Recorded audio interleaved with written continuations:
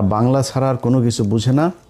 বাংলার জন্য তারা জীবন দিয়ে দিতে চায়। প্রায় 30 লাখ মানুষ জীবন দিয়েছিল, 2 লাখ মা বোন এই ভাষার জন্য জীবন দিয়েছিল। শুনেন বক্তব্য। 1952 সালে মানে পাকিস্তানি বাহিনীর সাথে যুদ্ধ করে তার উর্দুকে বাংলা ভাষা মানে চাপিয়ে দেওয়ার জন্য আন্দোলন করছে, কিন্তু বাঙালি সে দমে থাকেনি। বাঙালি সেই উর্দু ভাষার উপর তারা বাংলাকে রাষ্ট্রভাষা করার জন্য যুদ্ধ করছে। 30 লক্ষ মা বোনের রক্তের বিনিময়ে আজকে আমরা এই বাংলা ভাষা অর্জন করেছি। I feel very proud. একটা বাংলাদেশি হয়ে I feel very proud. আমরা একমাত্র দেশ যে হচ্ছে ল্যাঙ্গুয়েজের জন্য আমরা আমাদের জীবন দিয়েছি, and it's so proud. দেখেন ইতিহাসের বিকৃতি কাকে বলে।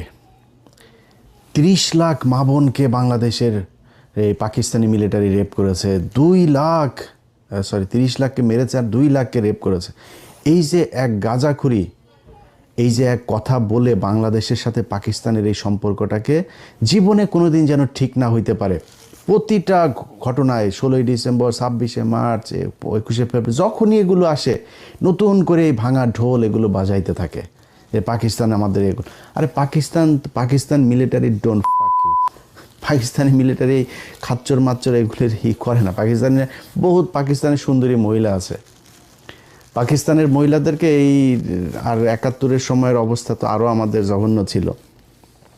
তো তারপরেও যদি কারোর মারে যদি লাগায় থাকে, কারোর বোনরে যদি লাগায় থাকে, তাহলে আমাদের জানায় না, আমরা দেখবো যে পাকিস্তানের বীজ কারা কোথায় কোথায় আসে, এগুলো আমাদের জানা দরকার আছে। তো এগুলি নিয়ে ভাই কথা বলতে গেলে মেজাজ খারাপ হয়ে যায়, ভাষা সংলগ্ন রাখতে পারি না, সরি। বাট এগুলো দিয়ে আপনাদেরকে প্রতিদিন সেটার মধ্যে বাস ঢোকানো হচ্ছে এই এক রাজনীতি দিয়া। এই যে এখন বলা হচ্ছে না এই 21শে ফেব্রুয়ারিকে নিয়ে ভাষা, আরে বাবা বাংলা আমরি, বাংলা ভাষা আমার বালের ভাষা, এই বালের ভাষারে দুচেও নাই দেশের যারা আপনারে বুঝায়, তারা চোদেও নাই তারে। কেমনে জানেন? বলি আপনারে, শুনলে অনেক কষ্ট লাগবে আমার কথা, আমি সুন্দর করে কথা বলতে পারি না, এটা আমার সমস্যা। কথা যেটা বলি ওটা মাথায় রেখেন। এই যে যেই এমপি মন্ত্রী যেই বাঞ্চতেরা আপনারা এগুলি শিখায়, এই যে ভাষা, একজন টকশোতে এক বিজ্ঞ এক মাদারি বলছে যে বাংলার সাথে এই যে ইংলিশ মিক্স আপ করে কথা বলা, এটা পুরোপুরি করতে হবে। হাসিনা একবার করেছিল, বিলবোর্ড, টেলিভিশনে নিউজ, তারপরে আদালতে, বিভিন্ন জায়গায় কোথাও ইংলিশ ব্যবহার, শুধু বাংলা থাকতে হবে। শুধু বাংলা কেন থাকতে হবে? আপনাকে সাউ মারার জন্য বাংলা থাকতে হবে। এর আগে ব্রিটিশরা যখন একবার ছিল তখন এরকম আমাদের এখানকার কিছু আলেম টালেম ছিল, এরা করেছিল ইংরেজি শিখলেই আপনি কাফের হয়ে যাবেন, এগুলো বলা হইতো। এগুলো বলে আমাদেরকে দমায় রাখা হয়েছে। আজকে যেই ব্যক্তিরা আপনাকে বুঝায় যে বাংলার সাথে সাথে ইংলিশ শিখতে পারবেন না, সেই রাজনীতিবিদ একজনের ছেলে মেয়ে 14 গোষ্ঠীর কেউ বাংলা মিডিয়ামে পড়াশোনাই করে না। সবাই ইংলিশ মিডিয়ামে পড়াশোনা করে, ইংলিশ ভার্সনে পড়াশোনা করে, হাই স্কুল শেষ হলে সোজা চলে যায় ইউকেতে, সোজা চলে যায় ইউএসএতে, কানাডাতে, অস্ট্রেলিয়াতে, ওয়েস্টার্ন কান্ট্রিতে, সেখানে গিয়ে তারা পড়াশোনা করে। আর আপনারে বোকাচোদা বানায় রাখার জন্য এখানে বুঝায় শুধু বাংলা শিখিবেন, ইংলিশ শিখা যাবে না।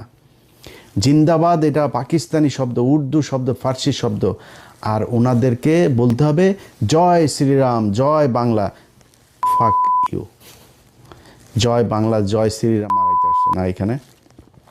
এটা বাংলাদেশ, 95% মুসলমানের দেশ এটা বাংলাদেশ। এই দেশে জিয়াউর রহমান এই বাঙালি থেকে বাংলাদেশি বানিয়ে দিয়ে গিয়েছিল। এই দেশে জিয়াউর রহমান এই জয় শ্রীরাম আর জয় বাংলার থেকে জিন্দাবাদ বানিয়ে দিয়ে গিয়েছিল। বাংলাদেশ জিন্দাবাদ। আমরা পাকিস্তান জিন্দাবাদ থেকে বেরিয়ে এসেছি, কিন্তু আমরা পাকিস্তানের সাথে, আমরা পাকিস্তানও মুসলমান, আমরাও মুসলমান। তাদের জিন্দাবাদ, আমাদেরও জিন্দাবাদ। দেশ আলাদা হইতে পারে না, আমার ধর্ম আলাদা হয়ে যায়নি। পাকিস্তানের মুসলমানরা আমাদেরকে কতটুকু মহব্বত করে, কতটুকু ভালোবাসে, ইউটিউবে যায়। বাংলাদেশের অনেক ব্লগার দেখলাম পাকিস্তানে গিয়েছে গেল 1 বছরে। তাদের ভিডিওগুলো দেখেন। পাকিস্তানের একটা মানুষ যখন শুনে আপনি বাংলাদেশ থেকে গিয়েছেন, জড়ায় ধরে, খাবারের বিল নেয় না, গাড়ির বিল নেয় না। ওইখানে যে পাঠাও, উবারের মতো আপনার রাইড শেয়ার মোটরসাইকেল আছে, মোটরসাইকেলে শুনছে যে সে বাংলাদেশ থেকে গিয়েছেন, ভাড়া নেয় নাই, দেখেন ইউটিউবে। আর সেই পাকিস্তানের মানুষের সাথে আমাদের দ্বন্দ্ব বাঁধিয়ে রাখা হয়েছে।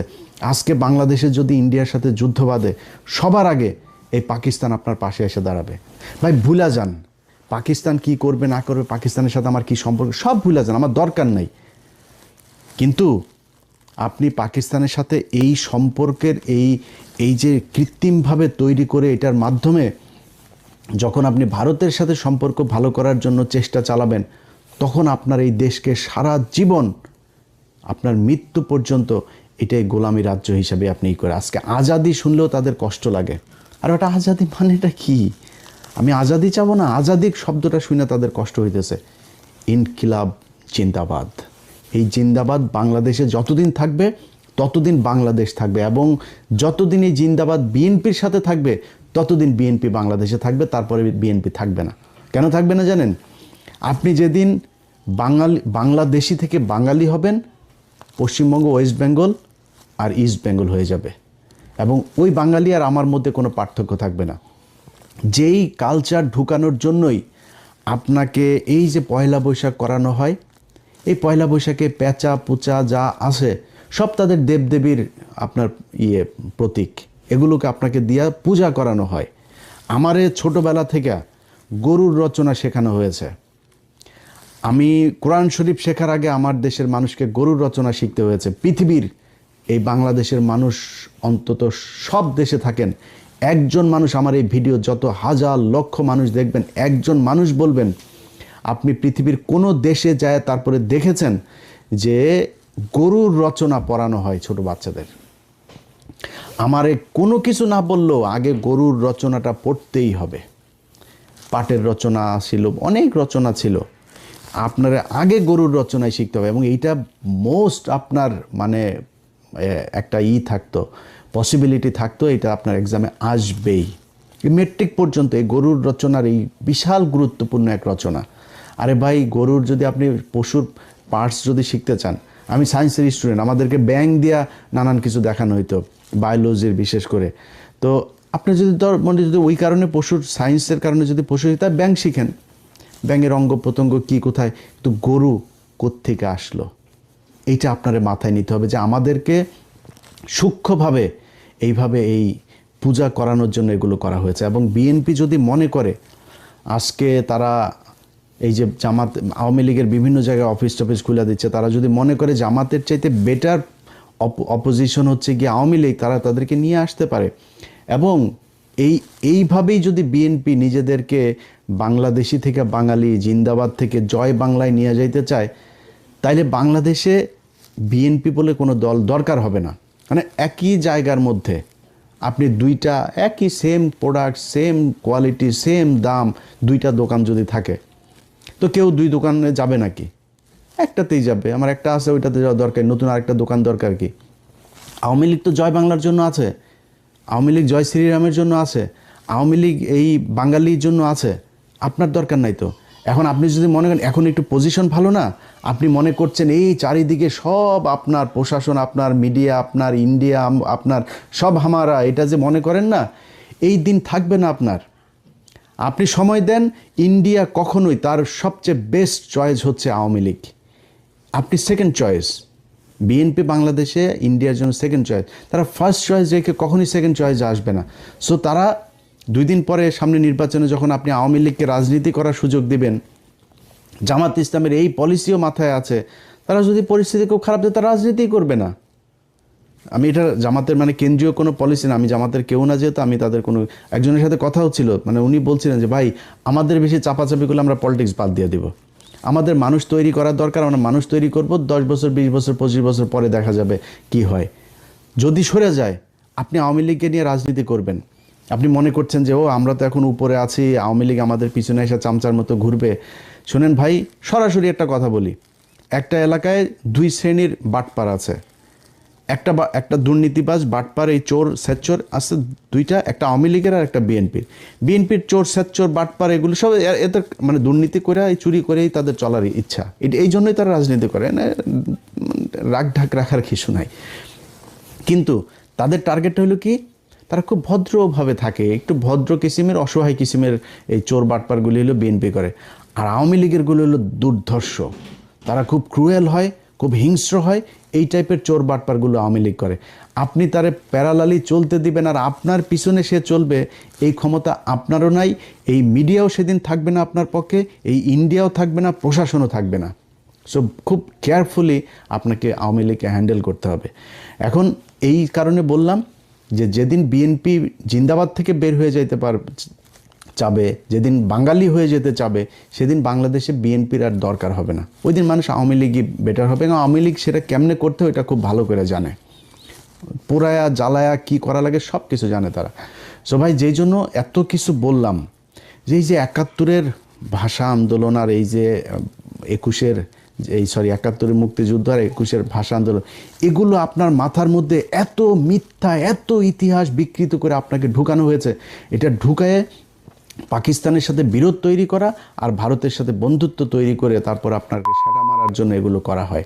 অতএব এই যে এখন নতুন সরকার এসে হাফিজ ভাই একজন মুক্তিযোদ্ধা, হাফিজ ভাইয়ের কাছে অনুরোধ থাকবে, আমরা জানতে চাই যে কতজন মানুষ আসলে পাকিস্তান আমলে সেই যুদ্ধের সময় রেপ হয়েছিল, কতজন মারা গিয়েছিল, কতজন মুক্তিযোদ্ধা ছিল, কতজন রাজাকার ছিল, রাজাকার কারা ছিল, 14ই ডিসেম্বর কারা এই মানুষগুলোকে মেরেছে, বাংলাদেশ স্বাধীন হওয়ার পরে 30শে জানুয়ারি 1972 জহির রায়হানকে কারা গুম করেছিল, এগুলো আমরা জানতে চাই।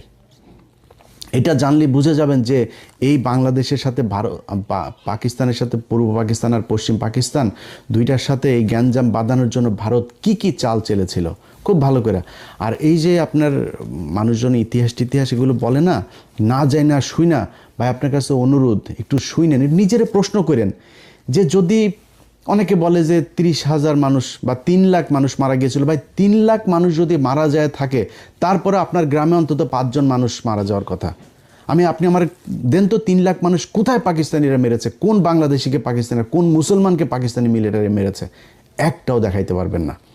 খুব রেয়ার কেস যে কেসগুলো, সেগুলো সব মিলিয়ে যদি আমার মনে হয় খুব বেশি, যেটা শেখ মুজিব যেই কমিশন গঠন করেছিল 7,000-8,000 মানুষ পেয়েছিল। একটা যুদ্ধ, দেশ স্বাধীন হয়ে যাওয়ার যুদ্ধের মধ্যে এটা খুবই স্বাভাবিক একটা ব্যাপার। আমরা চাই না একজনও মারা যাক, একজনও রেপ হোক, আমরা চাই না, কিন্তু আমরা হিসাবটা জানতে চাই। আমরা চাই একজন মুক্তিযোদ্ধা 20,000 বেতন পায়, 20,000 না, তার ভাতা তার 20 লাখ দেওয়া হোক, যদি আসলেই সে মুক্তিযোদ্ধা হয়ে থাকে। আসল মুক্তিযোদ্ধার সংখ্যাটাই আমরা জানি না। এটার নাম মুক্তিযোদ্ধার প্রেম, এটার নাম মুক্তিযুদ্ধ ভালোবাসা কেউ করতে চায় না। কারণ কি, এইটা দিয়ে ইন্ডিয়া চায় আমাদেরকে এই যে 30 লাখ আর 2 লাখের এই গান শোনাইতে। আমরা এই গান আর শুনতে চাই না। ভাই, পাকিস্তানের সাথে বাংলাদেশ জীবনে এক হবে না, এক হওয়ার দরকারও নাই। বাট পাকিস্তান আমার মুসলমান ভাই, পাকিস্তানের সাথে আমার সম্পর্ক ভালো রাখা উচিত। পাকিস্তান আমার যে কোনো সমস্যায় সবার আগে, যে ক্রিকেটে দেখেছেন না এগিয়ে এসেছে না, প্রতিটা জায়গায় আপনাকে গ্যারান্টি দিলাম পাকিস্তান সবার আগে এই বাংলাদেশের মুসলমানদের জন্য এগিয়ে আসবে। অতএব পাকিস্তানের সাথে আমার নিজের স্বার্থেই সম্পর্ক ভালো রাখতে হবে। পাকিস্তানের ভাই আমাদের দরকার নেই, আমার এমন কোনো ভাল নাই যে পাকিস্তান আমার কাছ থেকে নেবে। পাকিস্তানের নিউক্লিয়ার আছে, পাকিস্তানের অস্ত্র আছে, পাকিস্তান নিজে ফ্যান বানায়, মোটরসাইকেল বানায়, ইলেকট্রিক পণ্য বানায়, তার আন্তর্জাতিক মানের হসপিটাল সব আছে তার, সে আমার এখানে কেন আসবে? এই গ্যাঞ্জাম থেকে ভাই বের হয়ে আসতে হবে। আসলে যদি এই পাম শুনতে না চান, পাম শুনে যে চেতনা দেখান কোনো সমস্যা, চেতনা দেখায় না খায় মরবি, না চিকিৎসা পায় মরবি। যারা তোদের চেতনা দেয়, এই পলিটিশিয়ান কারোর ছেলে মেয়ের দেশেও থাকে না, দেশে পড়াশোনা করে না, ওরা দেশে চিকিৎসাও নেয় না, ওরা বাংলা মিডিয়ামেও পড়ে না। কোনো সরকারি এই স্কুলে যায় বাংলাদেশের এই এমপি মন্ত্রী ছেলেমেয়েরা পড়াশোনা করেন, এরা সব বিদেশে পড়ে, ইংলিশ মিডিয়াম, ইংলিশ ভার্সন এখানে পড়াশোনা করে। আপনাকে বোকাচোদা বানায় রেখে দিয়েছে।